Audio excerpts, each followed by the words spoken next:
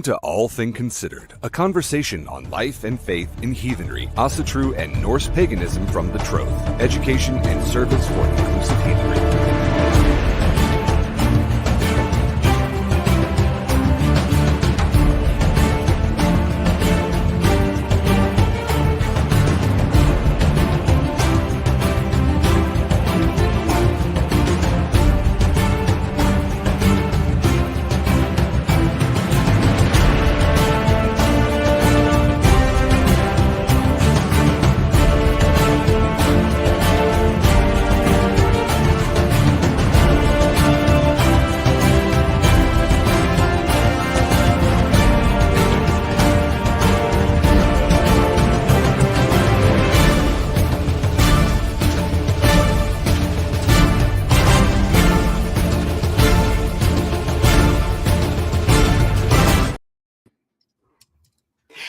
If it's Friday night, then the mood is right. It's time for Althing Considered from the Troth. I'm Lauren Crow, President and CEO of the Troth. Happy to have you guys with us here tonight. And let's go ahead then and introduce our guest. Happy to have my best friend, my kindred brother, my partner in crime, and the man who knows things, our show, Dr. Ben Berserker Academic Wagner. Howdy.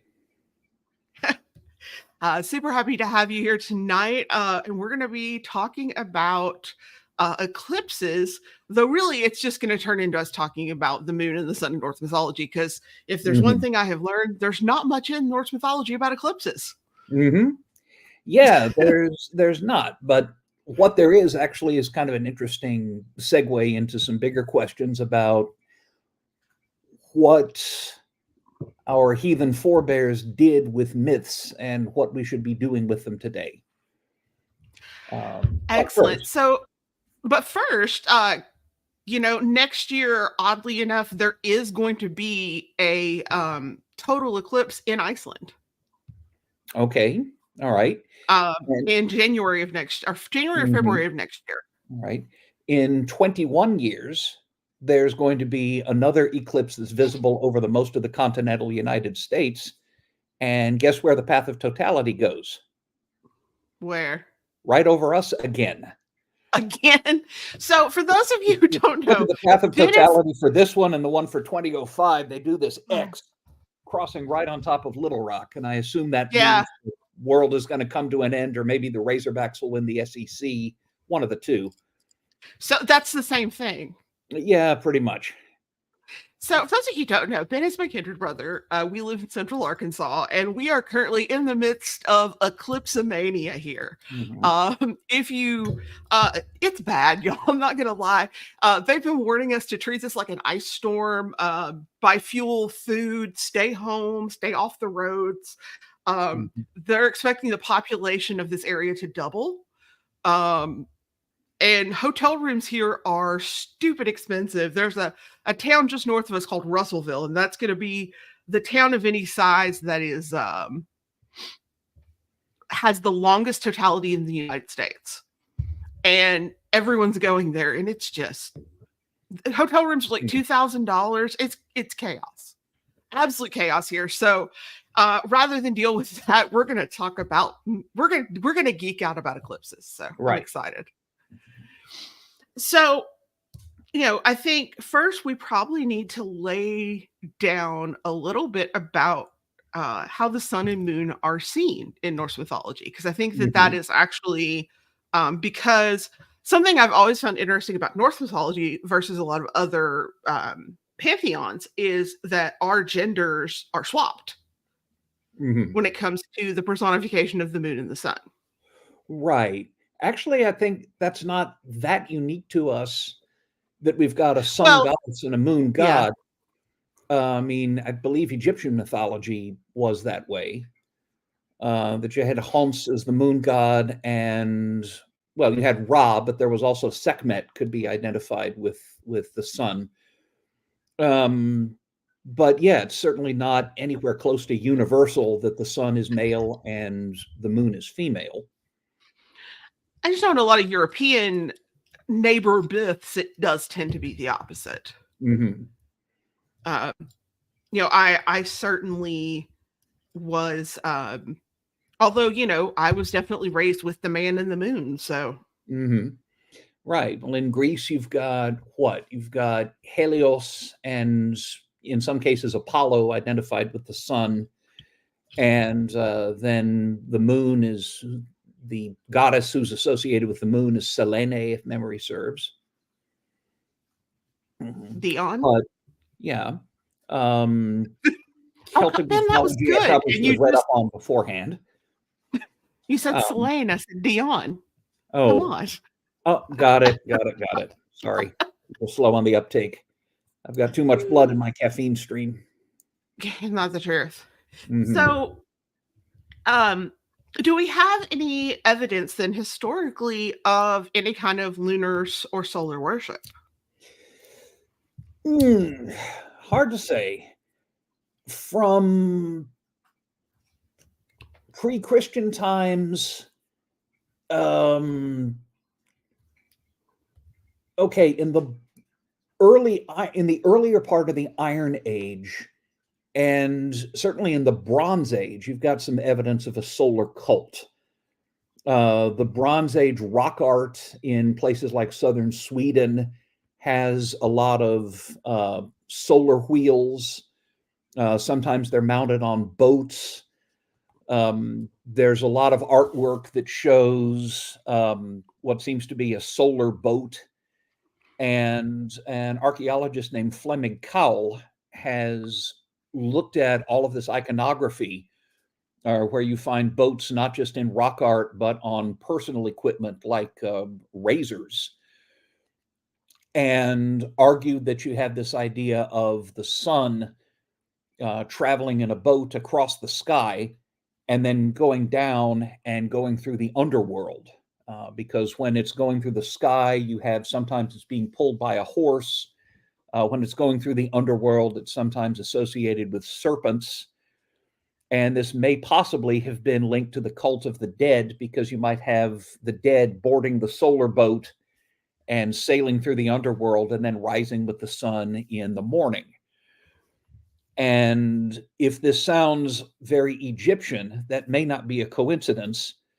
One of my favorite little archaeological finds is that there are blue glass beads that were found in a Bronze Age burial. We're talking about 1400 BCE. That were found in Denmark, and they've been chemically matched with the glass in King Tutankhamun's tomb. Oh, wow. Glass that made up the blue stripes on that famous mask that everybody has seen. And we also have artifacts of Baltic amber that have been found in Egypt and also in Syria from the same time frame. So there was probably a lot more cultural interchange going on between Scandinavia and the Near East than we sometimes realize. The amber was very much in demand, both for jewelry and sometimes for things like medicines. And, we have various cases of luxury goods like those glass beads going northward as well.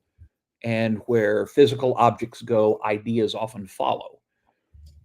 So we have some evidence for some sort of solar cult in the Bronze Age, although this is long before anything's written down. So we kind of have to make our best stab from the artworks and the depictions that we've got. And it may have continued on into the early Iron Age, pre-Viking, because some of the earliest picture stones, older than runes, from places like the island of Gotland, have a lot of very geometric pinwheels and spirals. It is a reasonable conjecture that they are the sun, and they're often accompanied by a pair of horses or a pair of people. Those have been tentatively linked with an Indo-European reconstructed set of deities called the Divine Twins. That may have been identified with the morning and evening star. They're not the sun itself, but they go with the sun and guard the sun. And they're very helpful to humans when they're asked But again, we don't have texts that say that. We're doing the best we can from interpreting images in the archaeological record. That solar cult seems to die out before the Vikings themselves come on stage, and the reason seems to be that there was a massive volcanic eruption in the year around the year 542, and it may have been as far away as Nicaragua. We're not quite sure exactly where the volcano was, but it caused several years of global cooling. It caused fogs and mists of volcanic ash that were visible all over Europe and even in China. We've got records of it there. It trashed Scandinavia. We have all these evidence of fields suddenly no longer being cultivated, trade shutting down. There's chemical evidence from pollution trapped in glaciers that refining of precious metals shut down for a generation. There seemed to be some big time sacrifices at the time, maybe a desperate bid to get the sun back. But that seems to have been the end of organized solar worship. And by the time we have things like the sagas and the Eddas written down, nobody remembered that it had happened. So something like this would be comparable then to Krakatoa in the 19th century? Or yes, bigger, but maybe bigger. Maybe, but definitely something where it caused a massive global cooling for multiple years. In 1815, there was an even bigger eruption than Krakatoa. Oh, Tambora. Yeah, Tambora. And the year after that was known as the year without a summer, or in America, it was called the year of 1800 and froze to death. That was the year you were having. That was the year they were having freezing temperatures in Philadelphia in June, and crops failed all over the place, and there was a famine in Europe. So these big volcanic eruptions that blot out the sun's light can have a massive, economic effect on humans. And it's been suggested that's the origin of the myth of the Fimbulwinter. When the world is about to end, the sign is going to be 3 years of constant winter with no summer. And that's the Fimbulwinter. The Fimbul's another word for great or massive. The massive winter.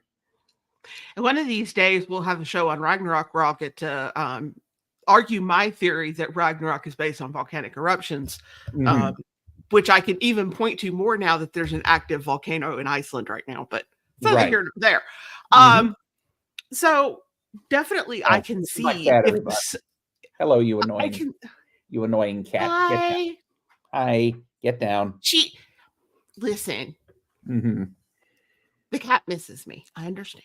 Right. I suspect she wants to be fed, but yeah, that too. So so you can understand from that point, if you have been worshiping a god and all of a sudden, especially one that you can see and is present, all of a sudden that god is gone, that could cause a massive shift in a cultus for a god. Right. The thought right now is that pretty much was the end of whatever was left of the old solar cults. And when we see the sun and the moon in the written sources and things like the Eddas, they're still divine, but they don't play anything like the major role that they used to. I can't think of any direct evidence of solar worship, except there's one saga. It's hello, other cat. Hello, cat. We're gonna get cat bombed repeatedly, I'm afraid. Yes. They are the cutest cats. So yes, this is the cat named Goat. Yes, she just looks like. It sounds like a goat. She's actually a goat. Yes. Yeah. Goaty McGoatface, the goat-faced goat. Anyway, what was I talking about? Erbigia Saga. It's set before the coming of Christianity. The author of it, whoever it was, seems to have wanted to retcon his story to make his ancestors into what in the Middle Ages was called natural Christians, people who'd never heard the word, but lived their life according to the highest Christian ethics, even though they didn't know what it was called. People that were just naturally incredibly, good Christians by nature, even if they hadn't gotten a chance to hear it. And there's a couple of mentions of there's a dying man who wants to be carried out into the rays of the sun while he's dying. And, he keeps saying, I give my honor to whoever this God is that created the sun. Now, what Christian readers are supposed to do is go, oh, yeah, he was a perfect Christian, except he didn't, he hadn't been preached the truth yet. But it's been suggested that he might have originally been a sun worshiper, and that these gestures are, in fact, it originally was Thorkel Moon worshiping the sun itself. Wait a minute. And that's not Erbygja saga, that's Vatnsdaula saga. So wrong saga there. Vatnsdaela saga. So that might have a few traces of it. There's another phrase in, which one is this?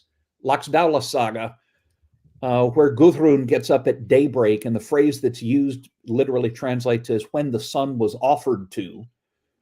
So she might have been doing something to honor the sun at the time, but really all we've got is little textual fragments like that could possibly be interpreted in other ways. So let me ask you then, Mhm. we do have a rather infamous passage that most heathens know. Mhm. Hail day, hail sons of day. Could Oh, yeah. also be evidence of solar worship. Okay. All right. There is that. There's that phrase in Sigdrifumal. Mhm. If you want to get technical, that's being addressed to Day, who is a different mythological personification than the sun itself. Fair. But yeah, we do have that prayer. Whether it's evidence of some sort of organized cultus of the sun in the way there seem to have been holy places and temples to gods like Odin and Thor or something like that, I'm not entirely sure. Again, we are, as someone once said, scraping the butter of speculation pretty thinly over the toast, as it were. Yes. So that leads us, of course, to the main event here, eclipses. Right. Now, I realize your knowledge is vastly more intense than mine, but in what research I have been able to squeeze in the past few weeks, I wasn't able to find a terrible amount other than maybe some vague reference when you talk about the wolves devouring the sun, that Ragnarok-esque references, which there is, of course, a lot of argument about whether Ragnarok was a later Christian edition or not. There's a whole lot of debate. But from what I found, there was very little hard evidence for something such as, direct eclipse stuff. Right. Yeah, we do have Snorri's Edda saying that, you have the gods take Sol, the sun, and Mauni, the moon, and put them in chariots and set them to drive the sun and the moon across the sky every day. And that solar chariot thing might be another reminiscence of that Bronze Age cult, because one of the most famous artifacts from the Bronze Age is a bronze horse on wheels pulling a disc behind it that was gilded on one side but not the other. It's a sun wagon. So that idea of the sun being driven across the sky in a chariot seems to be pretty old, and for that matter, it's something we share with Greek mythology. But as far as eclipses go, yeah, you have Snorri saying that Skuld and Hati are these two wolves that are constantly chasing the sun and the moon and will one day devour them. And you have some corroboration of this for lunar eclipses, although oddly enough, not solar eclipses, because there's several mentions in the continental Germanic record of some sort of observances that were done under a lunar eclipse. There's a text from the Frankish kingdom called the Indicula Superstitionem. It's basically, we think it was basically a table of contents of a book on pagan superstitions and why you shouldn't do them. But all we've got is the table of contents. We don't have, whatever text went along with this. But one of the things that is very briefly mentioned that you're not supposed to do is, quote, eclipse of the moon, what they call vince luna, which is Latin for win moon. So the idea is that people are going outside and cheering on the moon, to escape the monsters. So imagine a bunch of people, standing outside going, I don't know, give me an M, give me an O, give me an O, give me an N. What you got? Moon. Yay! I had this dun dun dun dun dun dun dun don't die moon. Mm-hmm. I mean, I did once go to an Egyptian pagan ritual where we chanted, where we did Ra is the sun god, Ra is the fun god, Ra, Ra, Ra. Ra, Ra, Ra, Ra. Yeah, got you. Yeah.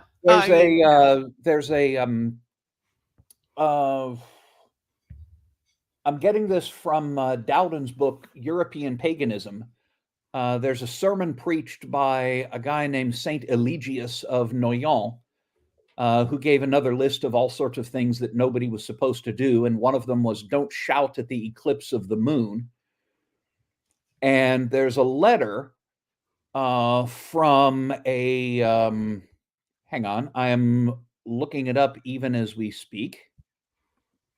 So don't shout at the eclipse, which that's interesting because I do know that in I believe Chinese tradition and some other Far Eastern traditions, you do see noise making as a way to fight the eclipse, be it lunar or solar. People banging on things and making noise to try to scare whatever's causing the eclipse away. Right. There's a sermon that was preached, another one by a guy named Rabanus Maurus, and he also complains to his congregation that there was a lunar eclipse and he heard this terrible racket because people were going out and breaking their dishes and throwing things and screaming. And he complains that they told me that I don't even know what kind of monsters were attacking the moon. And if they didn't help it, it was going to get eaten. So that does sound like it was based on firsthand experience with the priest telling his flock, look, you dummies.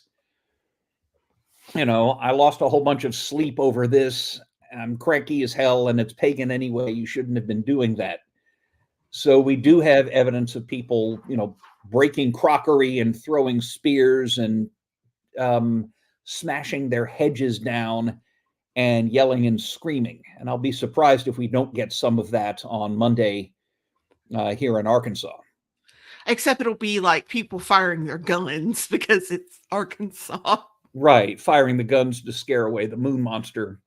Yeah. So we do have, you've got to be careful with these Christian sources because a lot of them were just kind of copying each other. So if somebody in Italy writes a sermon saying, okay, nobody shout at the moon, it tended to get copied by other clergymen who would give much the same sermon because, it's always easier to do it that way. And so it's hard to be sure whether some of these are really what the locals were doing. But the one from Rabanus Maurus does sound like it's based in fact. So we do have some evidence that lunar eclipses were seen as unlucky and people were supposed to go screaming and people were supposed to, go outside and go screaming at the moon to encourage it and keep it from getting devoured. I mean, I personally sometimes like to scream at the moon just for no good reason, but Right. Now, as an 80s kid, I tend to be more prone to shout at the devil. Boom, do shout, do shout, shout at the devil. Anyway. Yeah. But yes, shouting at the moon. Oh, wait, no, as an 80s kid, I'm supposed to bark at the moon. That's what Ozzy told us. Exactly. Right. Anyway, I don't know of any evidence that was done much in Scandinavia for lunar eclipses. In the Heimskringla, there's a couple of mentions to solar eclipses, and we can actually cross-check those against astronomy because we can mathematically work out when those eclipses would have happened. And supposedly there was one on July 29th, 1030, which was the Battle of Stiklestad. That's the one where King Olaf, the full of himself, was killed. Well, that's actually what his name, Olaf Indigri. I know. It's just the greatest politician name ever because it's so true. It could have been translated as Olaf the Fat, but it could also be Olaf the Proud, Olaf the Puffed Up, Olaf the full of himself. Anyway, he was not a very popular king, and the contemporary sources basically just say he got ambushed by a bunch of people that didn't like him. By the time the Heimskringla was written, nobody liked the people who followed Olaf, and they got kind of nostalgic for him, and he got declared the patron saint and perpetual king of Norway. And the account in the Heimskringla is written to make the battle a much bigger deal than it probably really was. And one of the things that's mentioned is there was a solar eclipse when the battle happened. Now, there was a solar eclipse in 1030, but it was in August. It wasn't July 29th. So probably somebody mixed up, whether deliberately or not, mixed up the timeline a little bit and put the eclipse at the same time as the battle, probably to make it look more like a martyr's death. If you remember, there's supposedly darkness that covers the earth when Jesus was crucified. Yes. So clearly this is happening again when, mighty King Olaf is slain. There's another mention later of one happening in the 1100s, and the phrase that's used is just called the Great Darkness. But there's nothing more to it than that. And the place had been, at least in name, Christian for quite some time. So they don't mention any sort of pagan observances of the solar eclipse. So, that's the best I was able to find. Yeah. And from what I understand from also kind of looking at it, the further north you go or south, the further latitude-wise, the more rare solar eclipses are. Mm-hmm. At least, because if you look at a map, because I looked at a chart that basically showed every eclipse in the last, I think, 3,000 years graphed out, and a totality, and it very much was, it very much is kind of concentrated on those mid latitudes. So it could also simply be that there just, comparatively weren't as many eclipses as in other societies. Right. So it wasn't as much of a concern. Well, the Earth always averages 2 solar eclipses a year. It's just that some of them are just partial. A lot of them happen over the middle of the ocean, or a lot of them might just barely graze the Earth. So you get a very small partial solar eclipse that's only visible in a few towns in northern Canada or something like that.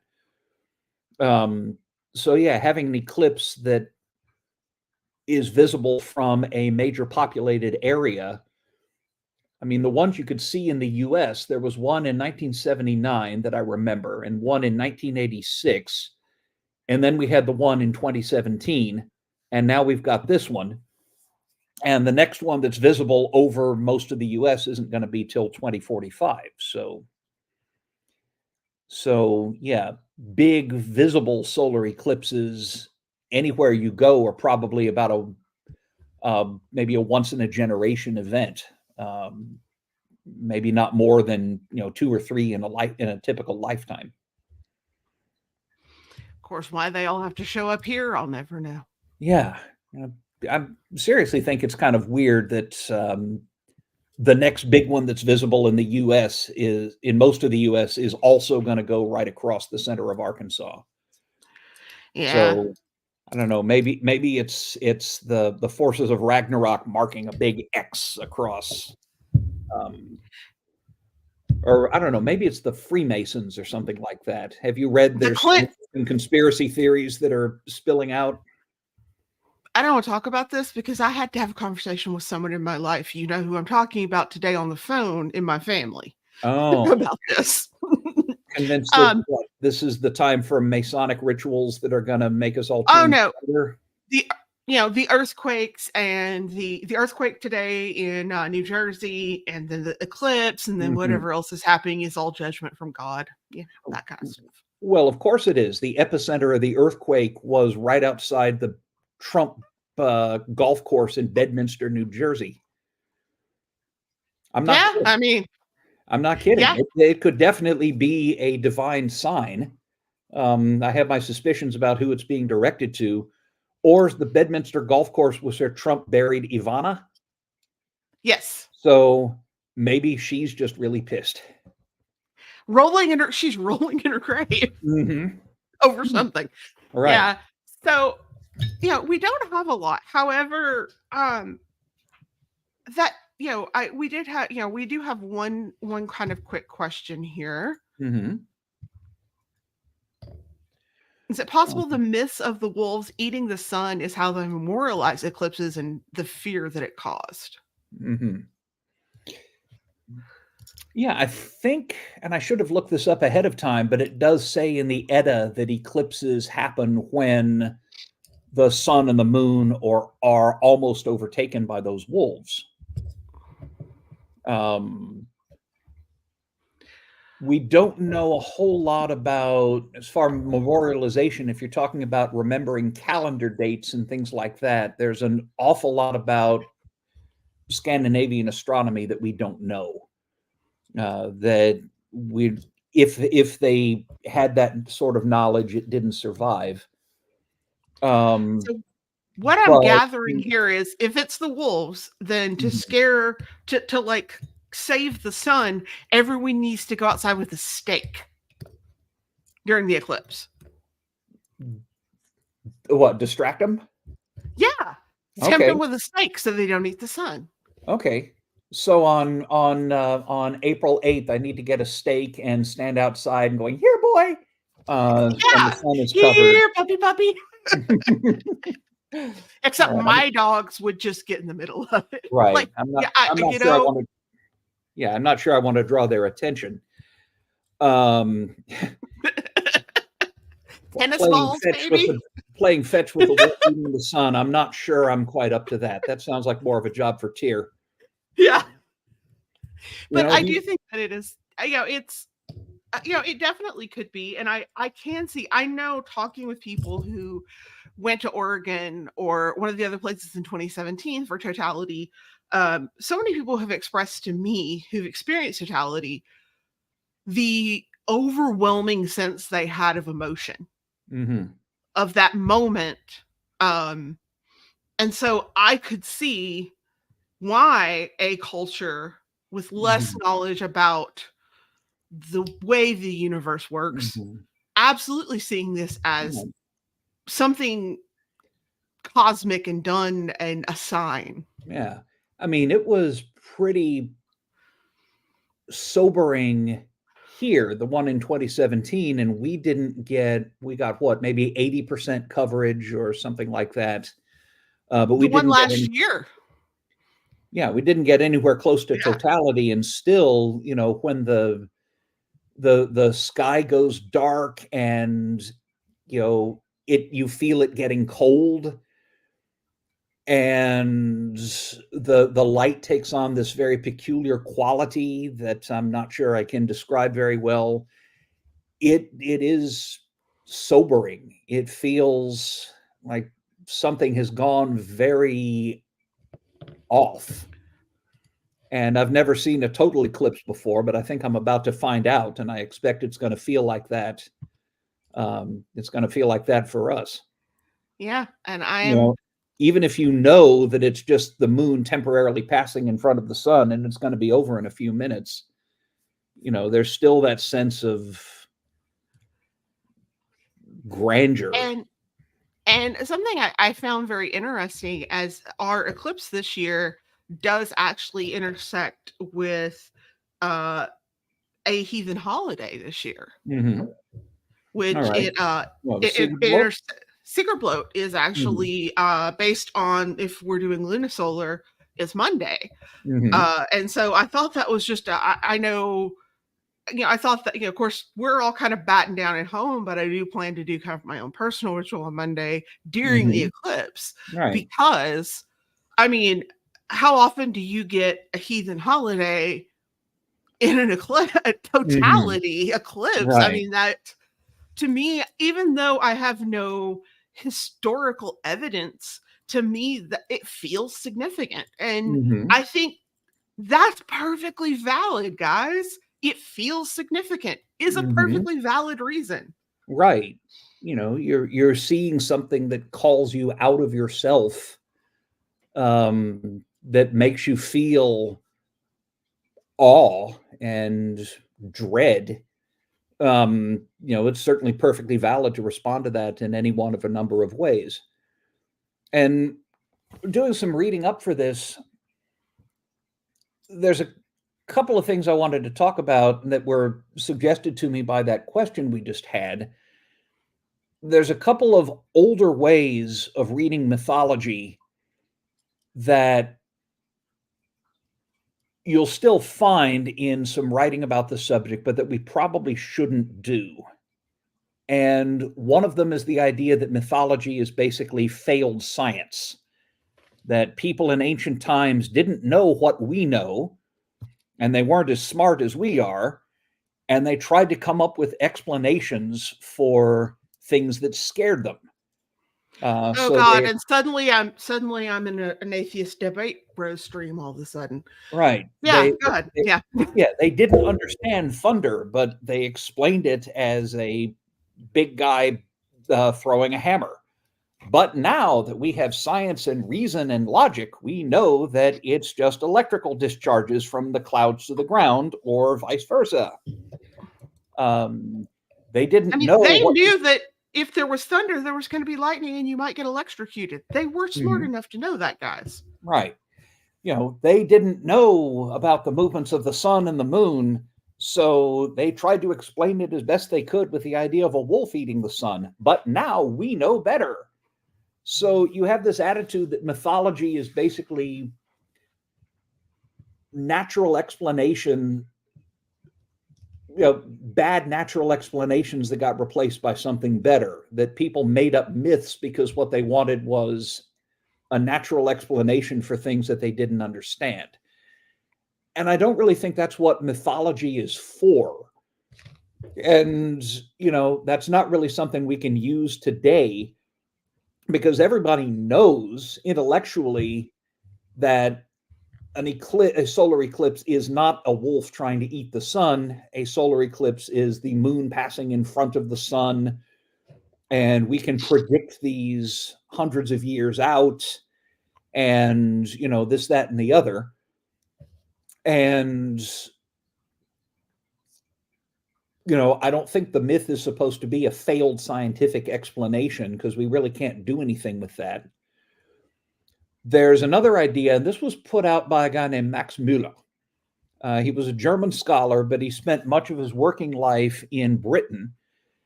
And he was a groundbreaking scholar especially in the field of Indian studies. He published the first critical edition of the Rig Veda. He translated and sponsored the translation of, I think, 50 volumes of sacred texts from India. He read Sanskrit, among other things. He was one of the first people to really bring Indian mythology and philosophy and religion and scholarship to the public consciousness in Europe. So he did some great stuff, but he had this idea, and as he put it, that, quote, mythology is a disease of language, which means that when people see natural phenomena, they give them names, but the names later get personified and turned into gods. So his example was, okay, he thought that all mythology had arisen from humanity's feelings the very first time they ever saw the sun. And they came up with a word for brightness, which in Sanskrit was dyaus. And yes, this is related to the names of the gods Zeus and Jupiter and Tyr, and Tiwaz, and so on. So they saw this brightness, and they came up with a word for brightness in the sky, and they called it dyaus. And then that abstract word moved on and started becoming a personality, a being, a deity. And so the idea is that the myths were all basically natural phenomena that had become personified. Mueller, by the way, thought that all mythology had begun with humanity's discovery of the sun, and everything was a solar myth. And as a joke, somebody pointed out that Mueller himself didn't really exist, and he must have been a solar myth. Because clearly his name Max is related to Maha, the Sanskrit word for powerful. He was born in Germany, but worked in Britain. So clearly he moved from the east to the west, bringing illumination and so on. You could basically turn anything into a solar myth if you really tried hard enough. I am a solar myth. You are a solar myth. Yeah, everything is a solar myth. And it's a little bit like Fraser's book, The Golden Bough, which basically linked all of the myths to the one great myth of a dying and resurrected god of vegetation, who could be Adonis, or could be Attis, or could be Balder, or could be Jesus, whatever you needed it to be. And that also doesn't strike me as a fruitful way for us as heathens in the here and now to be looking at mythology. Our gods aren't just personifications of natural forces. I mean, Tyr's name may go back to this root that means bright, that means bright sky or something like that. But it doesn't follow from that that is all Tyr is for us, or all that he can be. So those two approaches don't strike me as very good ways to look at the myths. So when we see an eclipse, you don't have to believe, oh, wow, I don't understand what's going on. So the best explanation I can think of is there must be some sort of monster eating the sun. That's the way, that's the way that outsiders would have interpreted that. But I think myths have to have a much deeper resonance for that, completely apart from how well they explain a natural phenomenon going on. And I think that also it's, to me, myth always is about to me, myth always seems like a way of explaining, rather than trying to explain a natural phenomenon. I feel like a lot of times it's explaining a fundamental truth, right? Mm-hmm. Right. And that's much more complicated than, oh, thunder must be a guy with a hammer. Like, it's so much more nuanced and complicated, right. And it's very, I feel it's nothing is very black and Mhm. white. It's very gray. Right. In the same way that you can't take one deity as bad or good, and they're like everyone else. They're complicated. Mhm. And I think the interpretations and what we deal with it are also things that are going to be very complicated. Mhm. Yeah, they're not they're not they're not attempts to explain something on a scientific level. I think they're attempts to deal with what is aroused in human mind and what must be retained in human memory. There's a I can't remember which, but there's a native tribe in the Pacific Northwest that has a myth about the eruption of, I believe it's Mount Mazama in southern Oregon, and talk about how the mountain was angry, and I think it was rivers of fire were flowing down its sides. Stripped of some metaphor, it's a pretty good description of a volcanic eruption. And the cool thing is, the last time that volcano erupted was 7,000 years prior. So, myth is one way that you can encode things that you really should not ever forget. And one of these would be, how do you respond to a volcanic eruption? Well, you remember that, you place it in your cultural memory in the form of a myth. There have been, I read this back in the 80s in Omni magazine, of all places. We have all this nuclear waste, some of which is going to be deadly for tens of thousands of years. And, if we put warning signs in English, well, there may come a time when nobody can read them, just as there has now come a time when nobody can read cuneiform. So how do you put up signs that get people to stay the hell away from a particular place and make sure they'll still be understood even after nobody speaks or reads English or Esperanto or any language we could put it in? And the idea is that you need to come up with some sort of symbols that tap into the same feeling of, wow, this is important. This is something that we have to follow. This is something that we have to keep in, that our culture absolutely must keep in mind. While at the same time not making it so enticing people will go explore. I have read similar articles about this. Mm-hmm. And it Right. is, and how do you tell a story? Mm-hmm. How do you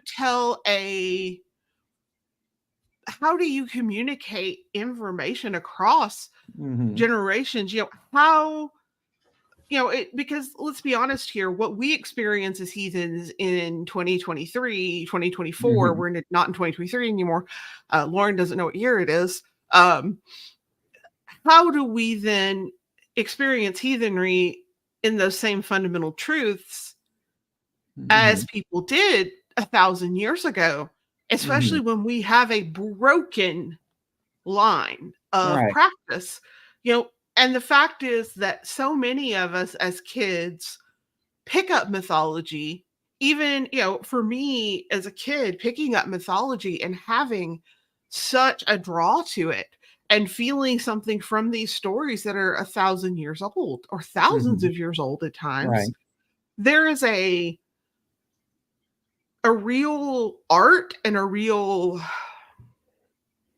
it's a magic almost, in a way. I don't know another way to explain it. There's a magic. Mm-hmm. Yeah, it's there and it's clearly important. And then comes the question, what are we supposed to do with this? If we have this magic, if we have this ancient story from time passed down, clearly it's more important than just a failure at trying to explain the world scientifically. But, how did it resonate with the people that told it, with the people that lived by it? And can it do anything like that for us now?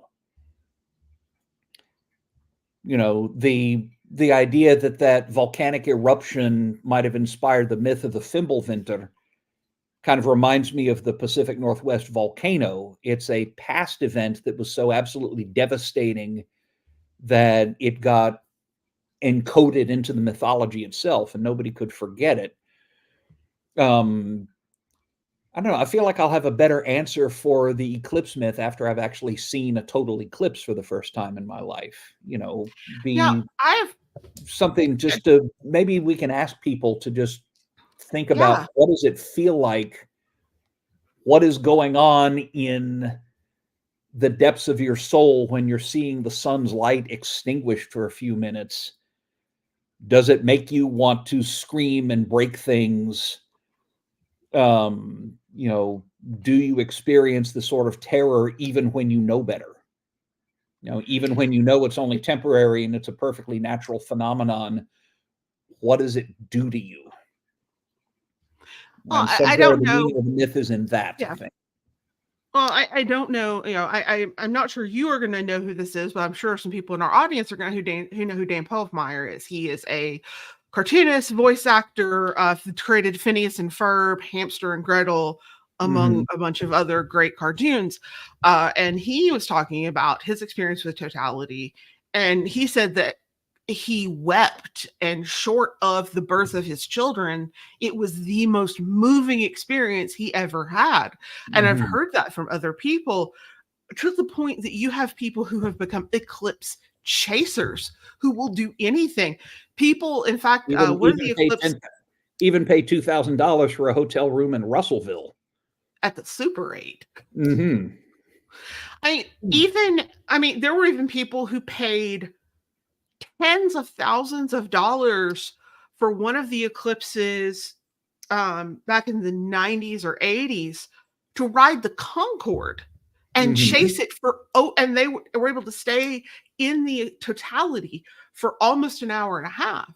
There is something about the eclipses. There is something about an eclipse that is definitely stirs something within us. And I am definitely interested to see. I do think it, and even within our own heathenry, what is that going to reflect back to us as we have these experiences? So if you're watching on the replay, thank you, replay. We love you. Leave a comment. Tell us about if you've experienced totality. What did that do to you emotionally? And how does that resonate with things like our stories about Ragnarok? I am really interested to hear these things. Or if you're going to experience totality, you're in that path, and you're not like us, they're calling for severe thunderstorms on Monday. Right. I do want to know, because I know Jesse and I, my husband and I, were, when the one came this past fall, it wasn't totality. I think we had, what, 75% last fall. Oh, there was one. You were here fall? Too. Okay. Yeah, there was one last fall. I remember Jesse and I were in the house, and I looked outside, and I forgot about it. And it looked weird. And I'm like, my brain living in Arkansas, and especially because last year we just went through this horrific tornado here in Little Rock. My brain immediately went tornado, because weird sky triggers tornado in me. Right. I'm from Arkansas. I remember going outside, and the shadows nothing looked right. The shadows didn't look right. And we put on the eclipse glasses and we looked at it, and it was cool. Got out the colander so we, because if you have anything with round holes, excuse me, it'll project the shape of the sun, and it's really cool. Right. I have a pegboard this year. But even that partial left me unsettled. It left me feeling very unsettled. And Shai actually has to share what their experience was, and it was deep sorrow. And I can see that. I think that it's definitely going to be it is, and so many people talk about deep emotional reactions during the eclipse. So it stands to reason that if you are affected in that way, I could very much see how feeling that must be what the end of the world feels like. In what Ragnarok or Armageddon or whatever you want to call it, the end of feels certainty. like. Yeah, the Yes. end of the certainty that you will always have the sun's light. Exactly. And that's, Mm-hmm. and I can't, and then when you reflect back into, a large volcanic, all of a sudden you have a couple of years where the sun's certainty is gone for a long time. Mm-hmm.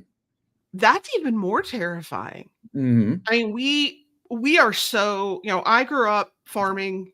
We are so dependent on the sun. Get down. As a child, I was very obsessed with, I'm still kind of obsessed with end of the world stuff and disasters. Mm-hmm. And my favorite things to watch are bad disaster movies. But it was one thing that always stuck with me is like, the biggest danger of the nuclear holocaust, because I grew up in the 80s, Mm-hmm.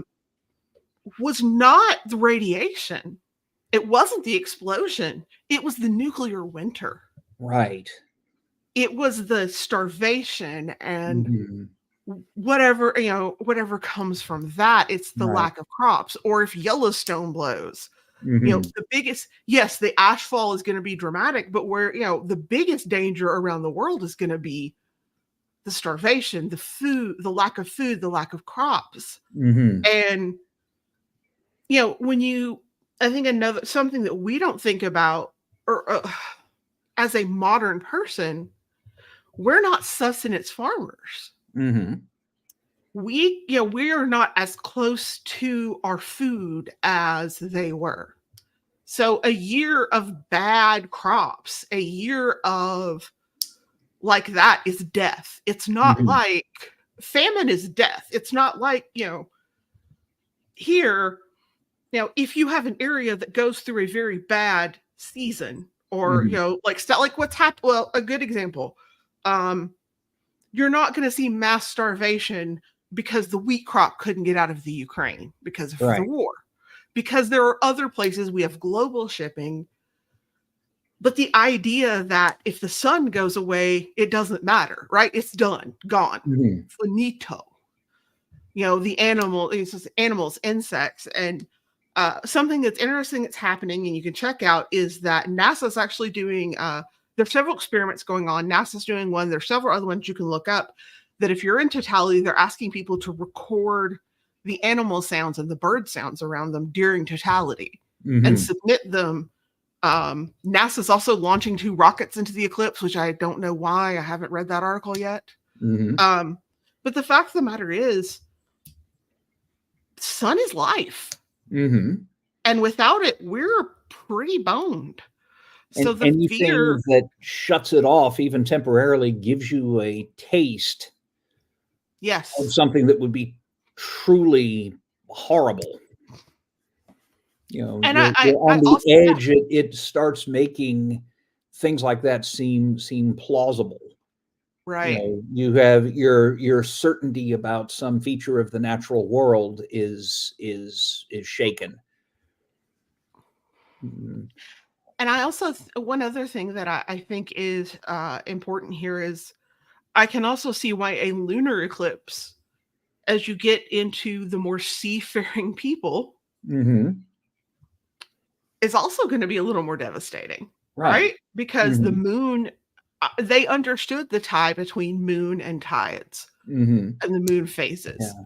So There- I could, these large Mhm. celestial bodies being interrupted is terrifying.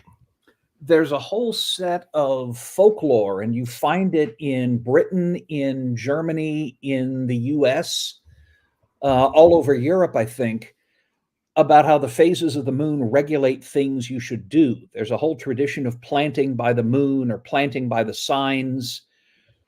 Cutting your hair by the moon cycle.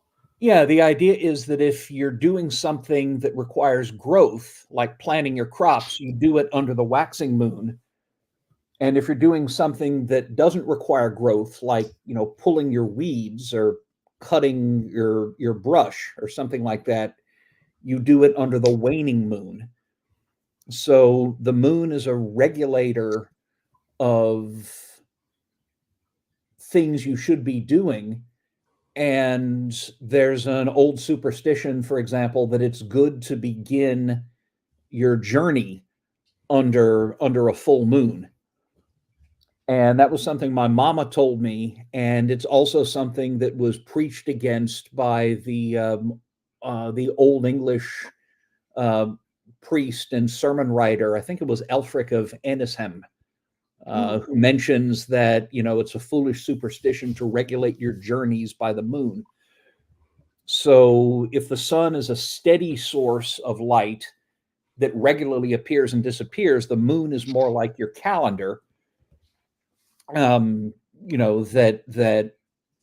has something to do with processes that change in a regular way, which makes me think that temporarily losing the light of the moon might feel like the only thing today that might induce that sort of panic is losing your cell phone. Because that is also the way that we regulate our days and remember when to do anything, and you feel a little bit lost if you can't find your phone. You're not wrong. I know. I kind of wish I was.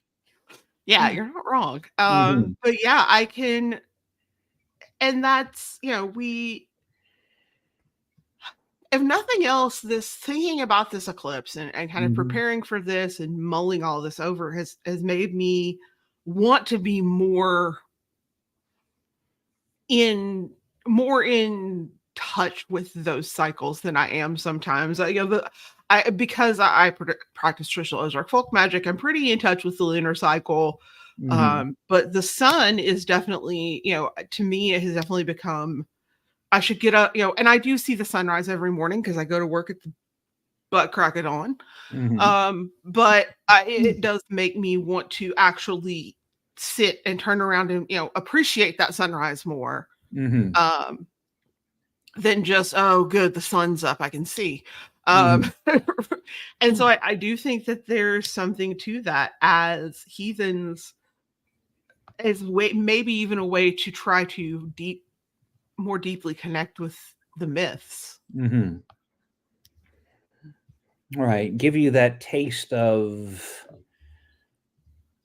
One of the things that's always struck me is that even in Christianity, when somebody has a direct encounter with the divine, with God, or with an angel showing up with a message or something like that, the usual response is they get the crap scared out of them. The angels show up to sing the birth of Jesus, and they're not the, blondes in white dresses and wings that they're usually depicted in art. The glory of the Lord shines about them, and they were sore afraid. Yeah, biblically God accurate showing up in angels. mundane life, the appropriate response is it should scare the shit out of you. I mean, biblically accurate angels are terrifying. Right. And I think this is something heathenry is very good at, because most long-term heathens have gotten used to the idea that while Odin can have a very good side and can do beneficial things for people and isn't evil in any sense of the word, he is still a god that some people really don't want to get close to. And a lot of our gods have these uncanny sides, these unsettling ways about them. And, an encounter with them should not feel like an encounter with the waitress at your favorite restaurant. I'm assuming that the waitress at your favorite restaurant doesn't have anything sinister about her. There ought to be a feeling of something that is bigger and older and deeper and scarier than mundane experience.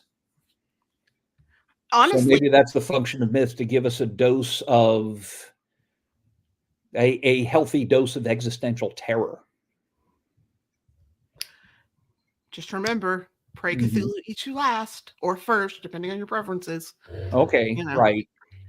Okay, yeah, the Cthulhu mythos took that feeling of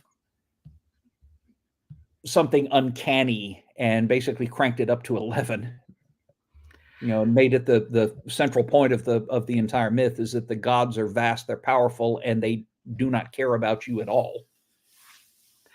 I think there's definitely a sense of fear, and I can see, you know, that idea of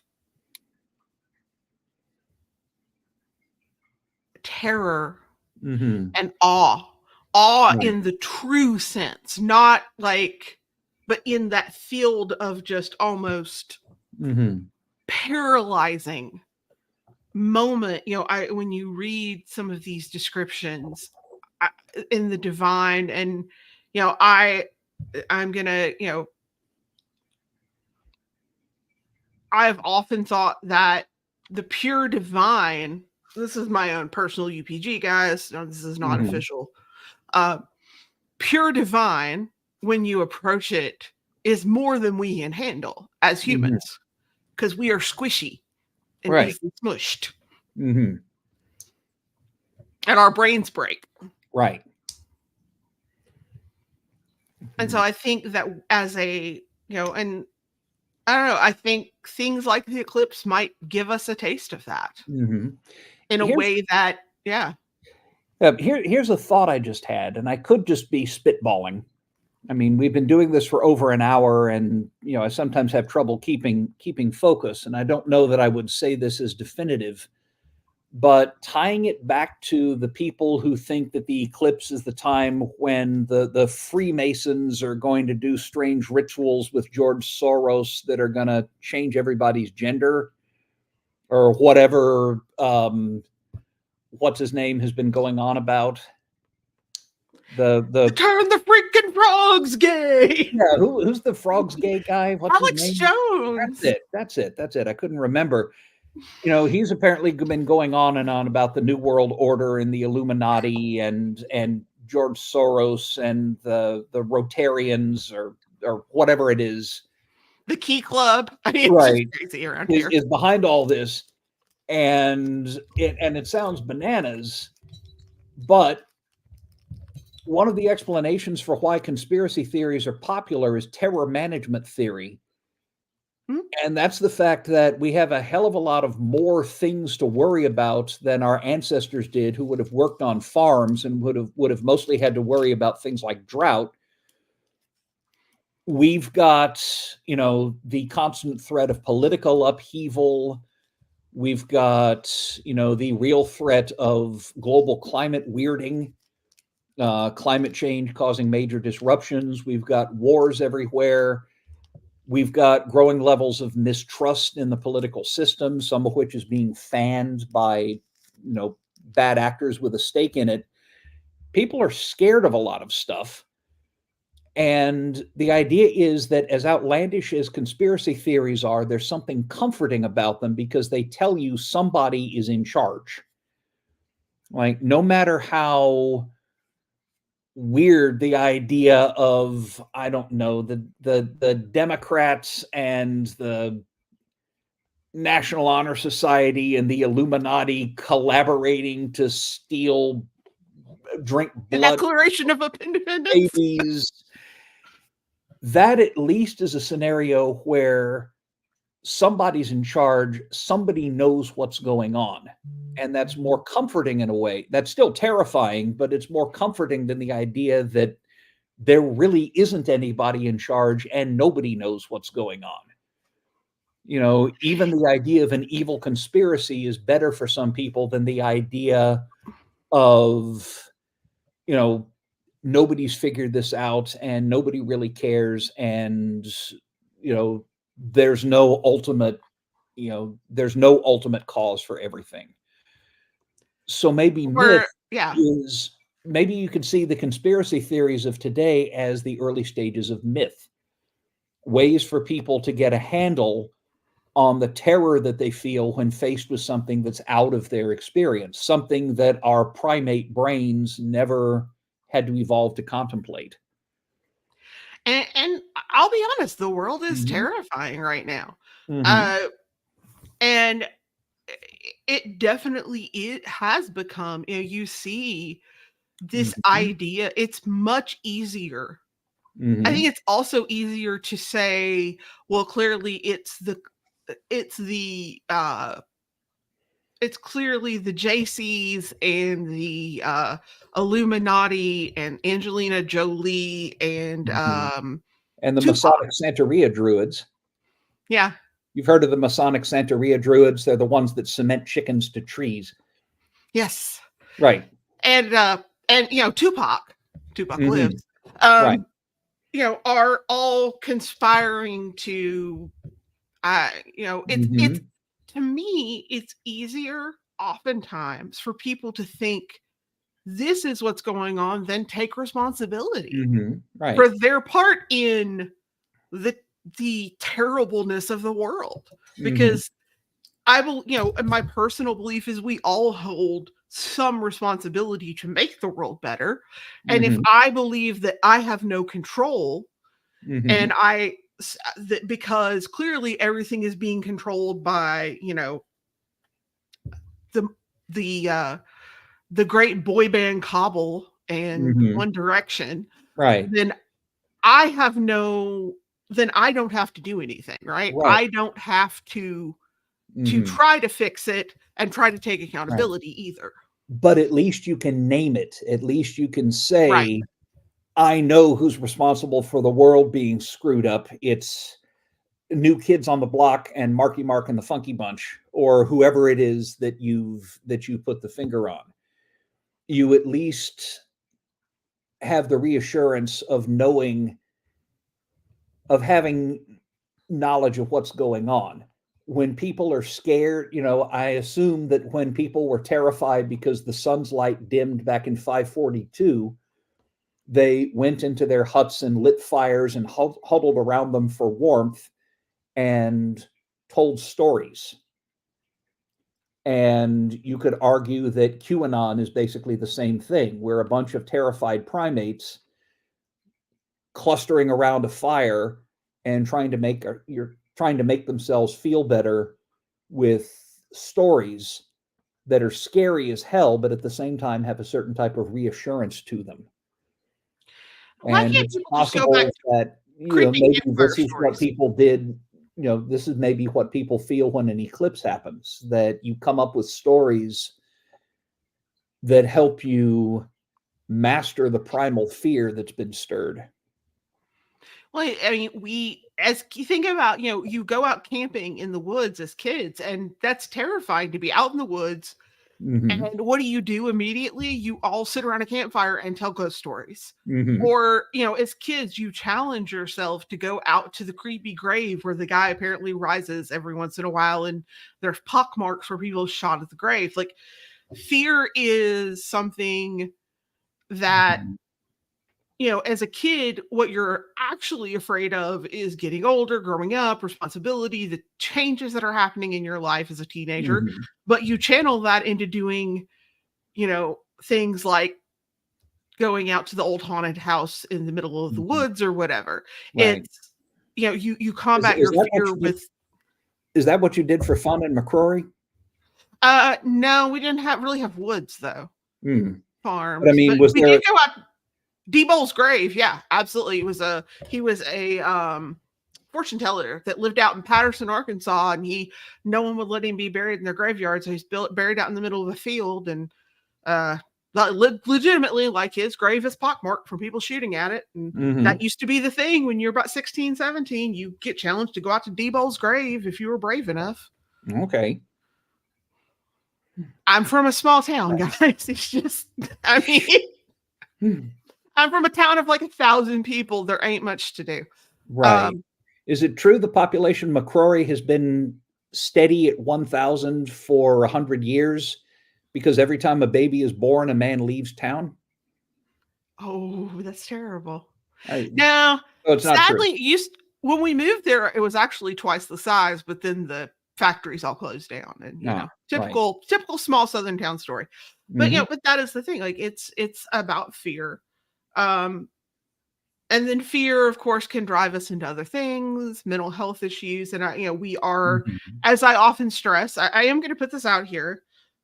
If you are dealing with fear, if you are dealing with mental health issues because of the state of the world, I do encourage you to go to our website, check Heathens in Recovery. We have a wonderful program for people who are struggling with mental health and addiction, with weekly support meetings. So I do want to encourage people, if you do need help, we do have